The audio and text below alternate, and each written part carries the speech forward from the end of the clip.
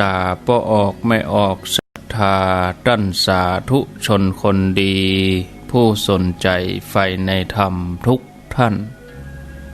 อรุณสวัสดิ์ธรรมะสวัสดีสวัสดียามเจ้าญาติโยมท่านผู้ฟังยินดีต้อนรับเข้าสู่รุ่งอรุณวันใหม่ปะกันเจ้านี้เป็นเจ้าของวันพุธที่5เดือนสิงหาคมพุทธศักราช2563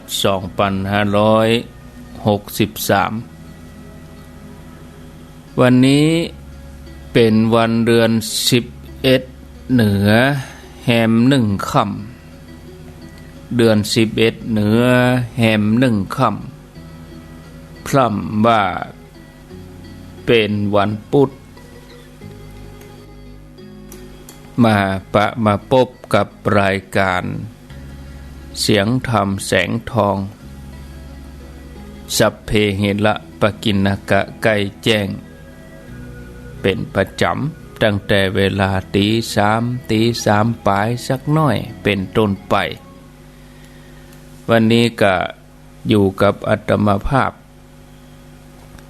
ต้นชั่วโมงแล้วกำเดียวตี3กึ่งก็จะได้ฟังรายการของท่านพระครูสังฆลักษณอัตรัตนศิริวัดหลิการามเป็นช่วงรายการมรดกธรรมพื้นบ้านล้านนาทุกวันพุธ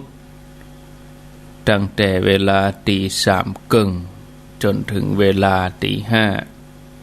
เป็นประจำทุกวันพุธศรัทธาญาติโยมท่านทั้งหลายเมื่อมาปะกันแล้วบ่ฮือได้ขาดแคลวเสียเวลาต่อไปนี้ก็เชิญญาติโยมท่านสาธุชนท่านผู้ฟังทั้งหลายได้ไหว้พระแล้วก็รับพรเป็นปกติเวลาจะนอนก็ได้บ่เป็นหยังญาติโยมบางท่านก็บ่ลุกมาเตื้อกำลัง3 โมงปลายอะระหังสัมมาสัมพุทโธภควาพุทธังภควันตังอภิวาเทมิสวากขาโตภควตาธัมโมธัมมังนามัสสามิสุปฏิปันโนภควโตสาวกสังโฆสังฆังนามามิกับ1กับ2กับ3กับนึกถึงคุณพ่อคุณแม่ของเฮาเน้อกราบนึกถึงคุณครูบาอาจารย์กราบพระเรียบร้อยก้อยขยับขยายนั่งฟังก็ได้นอนฟังก็ได้ต่อไปนี้ก็เชิญญาติโยมได้รับพรสัพปิติโยวิวัชชันตุสัพพะโลโกวินัสสันตุมาเตภวัตวันตรายโยสุขีทีคายุโกภวะอภิวาทานะสีลิสะนิจจังวุธาปจายโนจัตตาโลธรรมาวะทันติ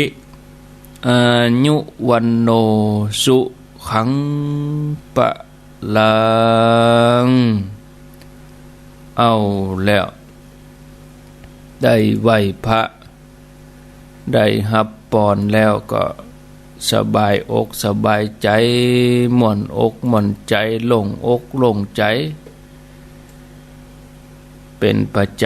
ำถึงวันที่ได้มาพบญาติโยมท่านทั้งหลายในช่วงเวลาตี3เป็นต้นไปณที่สถานีวิทยุแห่งนี้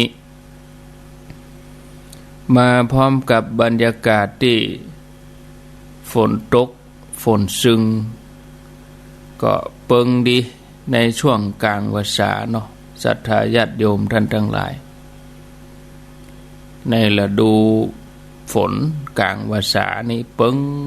ฝนตกฝนซึงแต่ว่าหลายพื้นที่ก็ตกแต่จนพอ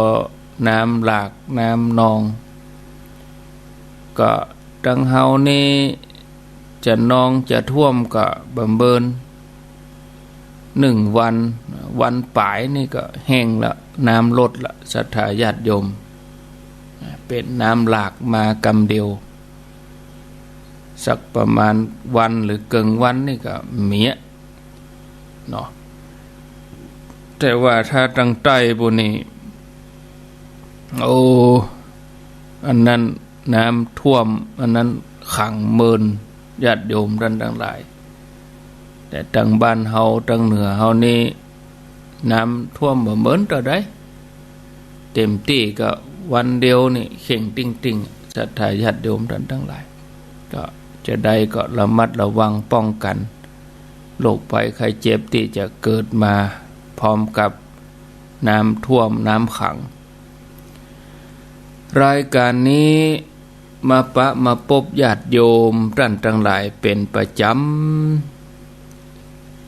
บ่มีวันหยุดแล้วก็สลับซับเปลี่ยนกันอาตมาภาพมาปะญาติโยมในวันติดวันจันทร์วันการนี่1 ชั่วโมงส่วนวันพุธนี่ก็มาปะญาติโยมเกินชั่วโมงกำเดียวแห่มสักกรรมตี 3 เกินเป็นต้นไปก็ฟังรายการของพระครูสังฆลักษณ์ธนอัตรัตนสิริส่วนวันพัดวันศุกร์วันเสาร์นั้นเป็นท่านชัยวัฒน์นาคเสโนหรือว่าตุลุงยองเปิ้นกะจะได้จัดรายการดำเนินรายการในวันพัดศุกร์เสาร์ส่วน